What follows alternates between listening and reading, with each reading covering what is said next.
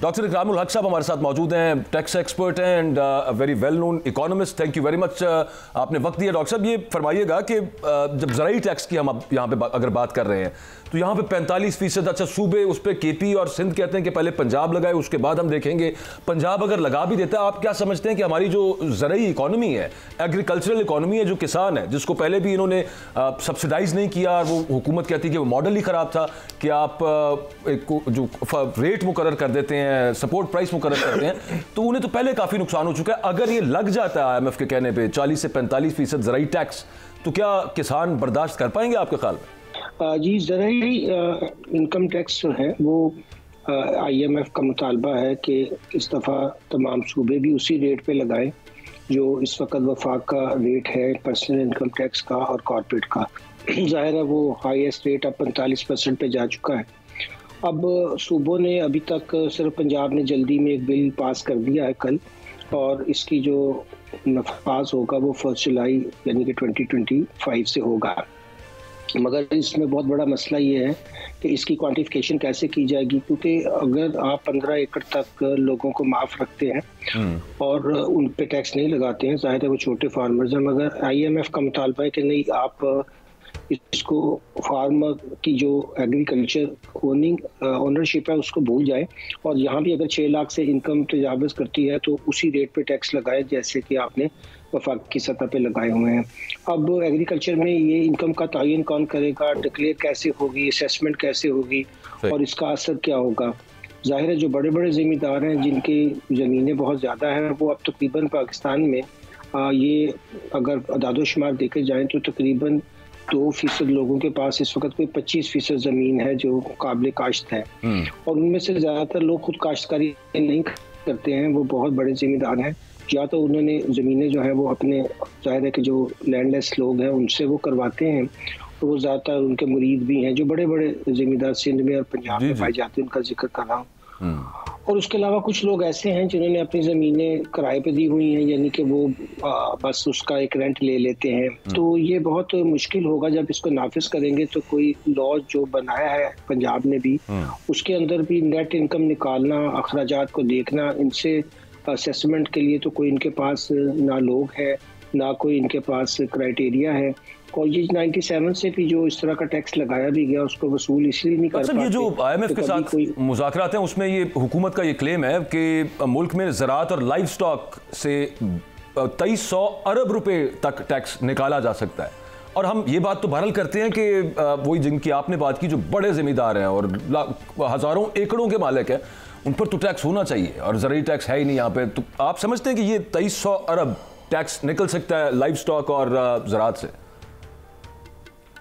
देखिए, live stock के बारे में तो खैर ये वफाके का ही सब्जेक्ट है। जो इनकम टैक्स की डेफिनेशन है एग्रीकल्चर की, उस पर भी बड़ा मैं हैरान होता हूँ कि ये क्यों नहीं देखते। आइन के अंदर इसमें क्लियरली जिक्र किया हुआ है कि ये सिर्फ क्रॉप्स से रिलेटेड जो इनकम होती है उसी को एग्रीकल्चर इनकम कहा जाता है, मगर कैटल की हो गई और स्टॉक, ये सारी तो ऑलरेडी वफाक ने इकट्ठा करना था, और वफाक उस पर अगर इकट्ठा नहीं कर रहा, पोल्ट्री हो गई, ये कैटल हो गई, तो वो तो उनका कसूर है।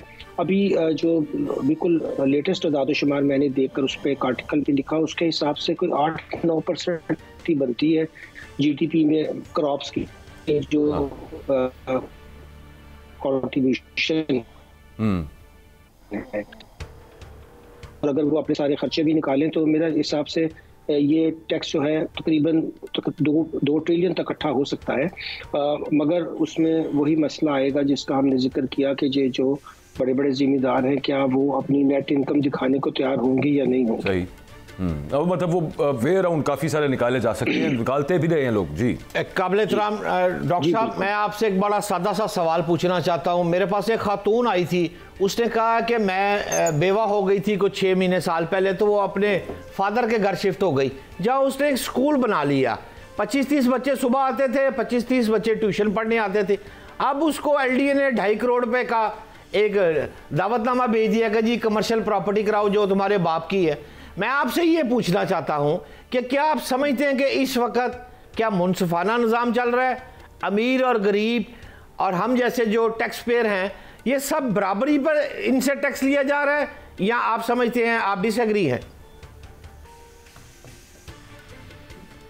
देखिए, पाकिस्तान का टैक्स निज़ाम तो बहुत ही गैर मुनसिफाना है। हम सबको पता है कि इस वक्त जो तकरीबन वफाकी सतह के ऊपर भी 3.8 ट्रिलियन का तो वो खुद मानते हैं कि हमने एग्जम्पशंस दी हुई हैं, और ये एग्जम्पशंस इसमें अगर हम राहत याफ्ता तबके निकाल दें तो फिर बहुत थोड़ी रह जाती हैं, क्योंकि उन्हीं को ये एग्जम्पशन हासिल हैं।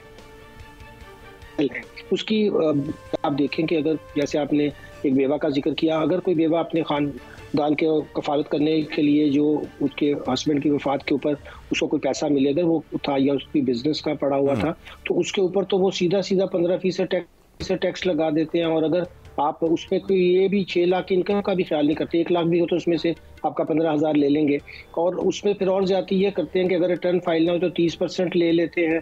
तो इस वक्त तो टैक्स निज़ाम इस तरह का है कि एक तरफ हमने बहुत नाराजगी हुई है, और दूसरी तरफ जो पहली वाले लोग हैं, दूसरे जिनकी फिक्स्ड इनकम है, उनके ऊपर हमने टैक्स रेट इतना बढ़ा दिया लास्ट टाइम कि अभी कल ही आपने देखा कि जो हमारे स्टेट मिनिस्टर हैं फिनेंस और रेवेन्यू के, उन्होंने खुद अली परवेज मलिक साहब ने एक फंक्शन में फरमाया कि अगर हम 500-600 बिलियन की जो टोबैको की इंडस्ट्री से हमें टैक्स चोरी है, इसके अलावा अगर हम अमीरों से टैक्स लें तो फिर हम इनका टैक्स कम कर सकते हैं। मगर सवाल ये है कि अगर आप उनसे टैक्स नहीं ले पाते तो फिर आप क्या इसका जो है वो नुकसान सैली वाले लोग भरेंगे? ये तो फिर आपकी अपनी टैक्स एडमिनिस्ट्रेशन और निज़ाम की खराबी है, जो सही तरीके से उन लोगों से टैक्स नहीं ले पाता जहाँ टैक्स लेना चाहिए। अब 97 से एग्रीकल्चर इनकम टैक्स कहने को तो लगाया हुआ चारों सूबों ने, मगर आप देखें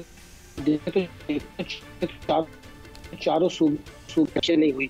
पंजाब तो इस वक्त 120 मिलियन से भी ज़्यादा, ये तो समझे दुनिया का 12वां बड़ा मुल्क है। आप सूबा तो छोड़े, उसकी टोटल टैक्स कलेक्शन आप हैरान होंगे 342 अरब थी पिछले साल। अब आप खुद अंदाज़ा लगाएं कि ये क्या, और उनको जो वफाक की तरफ से 4 ट्रिलियन से ऊपर मिला, उसके प्रोजेक्ट्स बना के और आप वहाँ अपने वो संगे बुनियाद लगाते रहते हैं।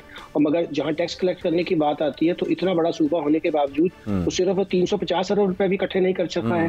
तो ये बड़ी ज्यादती है कि हम टैक्स का जो बोझ है वो एक जैसा नहीं रखते हैं। अगर कोई बहुत इस वक्त जिम्मेदार है और वो बहुत अच्छा कमा रहा है तो उसको भी वही टैक्स देना चाहिए जो एक सैलरी वाला आदमी दे रहा है, और या एक कोई बिजनेसमैन दे रहा है। तो फिर इनकम में ये तो नहीं कहना चाहिए। हाँ, अगर आप समझते हैं कि टारगेटेड सब्सिडी ज़ाहिर है फूड सिक्योरिटी के लिए बहुत ज़रूरी है, तो जो टैक्सेस आप उनसे इकट्ठा करें, उनमें से फिर जो लोग वाकई टैक्स प्रोडक्टिविटी में उन्होंने हिस्सा भी लिया और उसके बाद वो प्रोडक्शन भी कर रहे हैं क्रॉप्स की और हमारी फूड सिक्योरिटी में, तो उनको जैसे पूरी दुनिया में सब्सिडी दी जाती है, आप फसलों के लिहाज से दे दें, आप कैटल से लिहाज से दे दें, इसमें आप किसी भी लिहाज से दे दें।